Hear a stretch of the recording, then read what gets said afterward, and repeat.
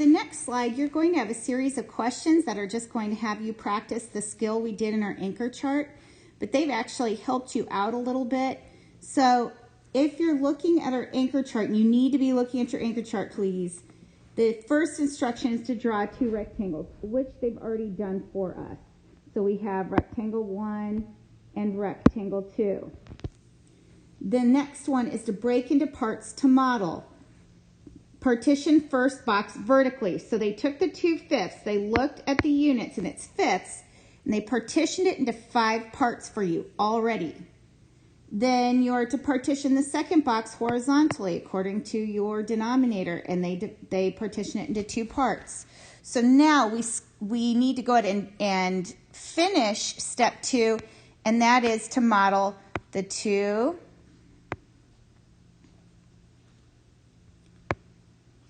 so we have 2 parts out of 5, and to model the 1 part out of 2. Okay, then our third instruction is to create like units. So we are going to partition the first box horizontally in the same units as the second box. So we have 2 units over here. So we're going to partition the first box horizontally into 2 parts. So now our 2/5 become 1, 2, 3, 4 out of 1, 2, 3, 4, 5, 6, 7, 8, 9, 10 parts. We did not change the value of 2/5. 4/10 is a equivalent fraction of 2/5 that has the same value.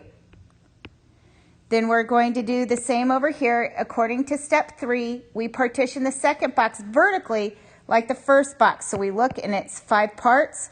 We're going vertical this time, so we have 1, 2, 3, 4, 5. My partitioning looks terrible. Sorry about that.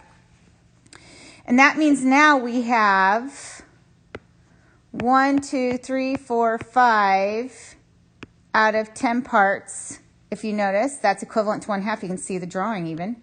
We did not change the value of 1/2. We've simply found an equivalent fraction where both fractions can have the same denominator. So now, as you remember, our denominator stays the same. Sing that fraction song as much as you need to, but our denominator stays the same. All right, 4 plus 5 is 9.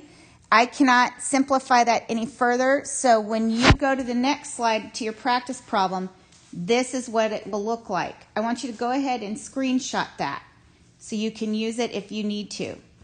What I am going to do is have you go ahead and try, but I'm going to go to the slide after this page. I'm going to go over answers to several of them so that you can check your work to make sure you're on the right track.